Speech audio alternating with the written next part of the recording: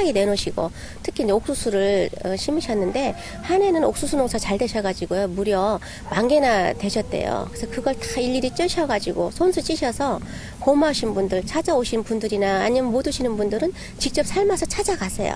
그래서 옥수수 외교를 하신다고 제가 항상 말씀을 드렸었거든요. 너무너무 사랑이 많으신 분이세요.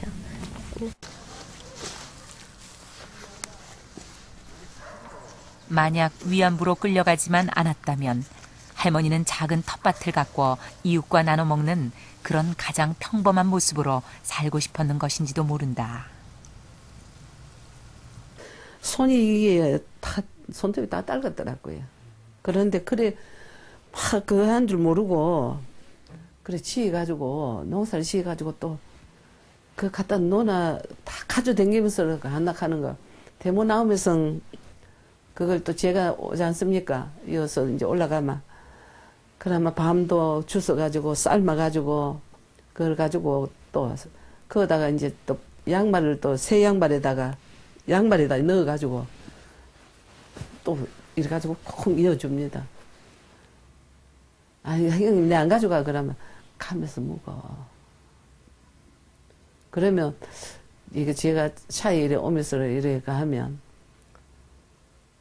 어떨 때는 참 눈물이 푹푹 쏟아질 것 같아요.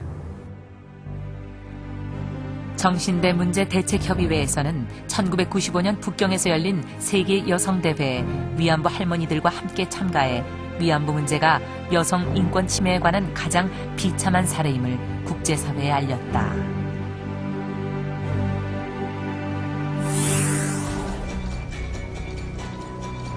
위안부 문제가 세계로 알려지면서 국제적인 여론이 불리하게 돌아가자 일본 정부는 여성을 위한 아시아 국민 평화 기금을 발족시키겠다고 발표했다. 국민 평화 기금이란 1965년 이루어진 한일 협정으로 국가 간의 배상 의무는 없지만 도의적인 차원에서 민간의 돈을 모금해 생존자에게 지급하겠다는 것이다. 그러나 정부 차원의 책임과 사과를 회피한 이 운동에 할머니들은 더욱 분노했다. 할머니들이 늘 그 한 맺힌 말씀을 하는 게 내 청춘을 돌려다오입니다. 그 자기의 전 일생이 파괴되고 지금까지 그렇게 그 힘든 삶을 살아오게 된 그 고통을 어떤 억만금을 준다고 해도 그거는 배상이 안 되는 겁니다. 그런데 하물며 정부가 그것에 대해서 배상을 한다고 해도 그것이 정말 진정한 의미의 배상이 될 수가 없는데 이거는 그런 배상이 아니고 그냥 위로금으로 자 그래 너네 고생했으니까 여기 돈 몇 푼 있다 그거 가져라 라고 하는 것은 정말 그쪽에서 주장하는 몸팔러 갔다라고 하는 그런 꼴밖에 안 되죠. 결국은 해석을 하면. 그러니까 할머니들이 그것을 용납을 할 수 없는 거죠.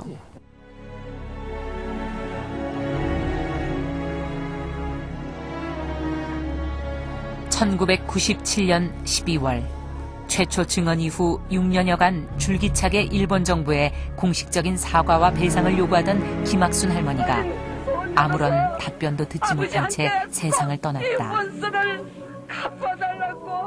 돌아가시면서 할머니는 그동안 성금으로 받은 돈들을 쓰지 않고 모은 2천만 원을 불우이웃을 위해 써달라고 남겼다.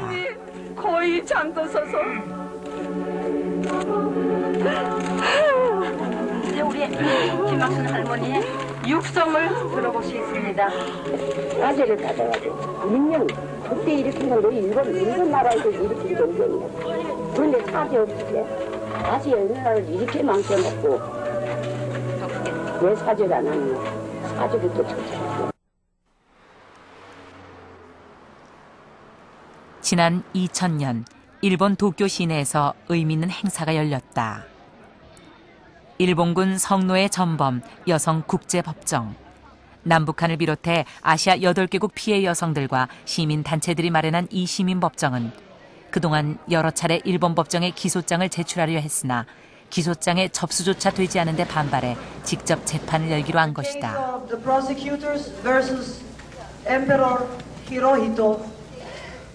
이와니 마츠위 준코루 하타 이 자리에서는 남북한 공동검사단에 의해 일왕 히로히토를 포함해 전범 8명이 기소됐다. Enriqueci Ando.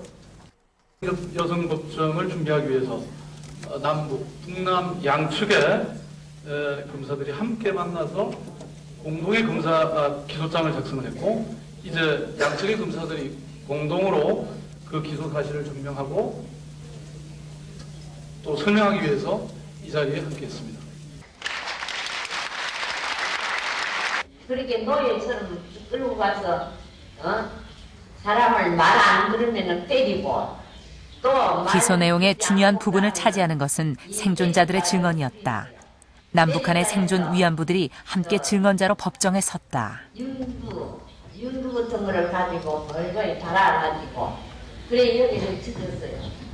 당시 제56사단 보병 제113년대 사병이었던 하야미 마사노리는 첫 번째 사진에 찍힌 임신한 여성이 와카 하루라고 증언하고 있습니다.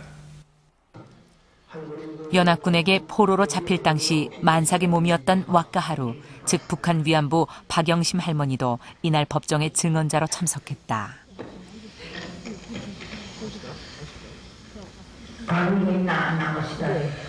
피해 생존자가 결국은 이 법정을 이끌어낸 저는 가장 핵심에 있다라고 생각합니다.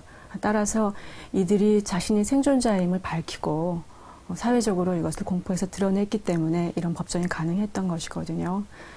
제일 크게는 결국 피해자들이 어떤 수치스러운 과거를 가진 것이 아니라 자신들이 그런 피해를 받고 이런 피해에도 불구하고 오늘날까지 살아남아 증언했다라고 하는 면에서 크게 명예회복의 그런 장이 되었다라고 평가합니다. 남북 공동검사단은 여러 차례 회의를 거쳐 공동의 기소장을 만들었다.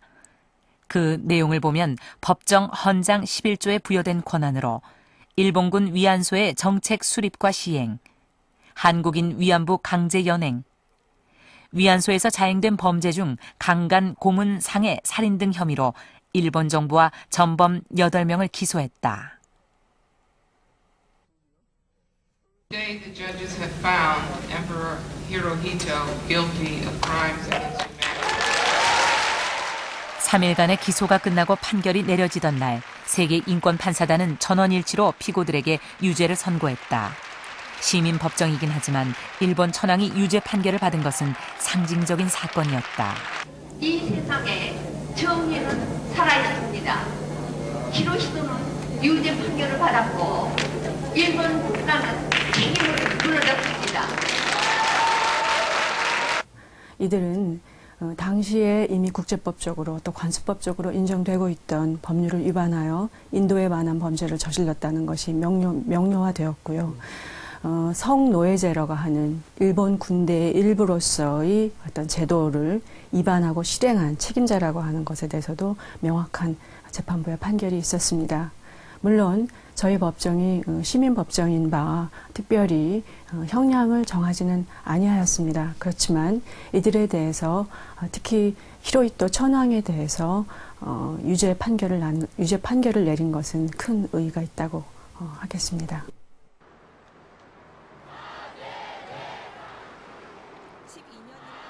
그러나 달라진 것은 없었다.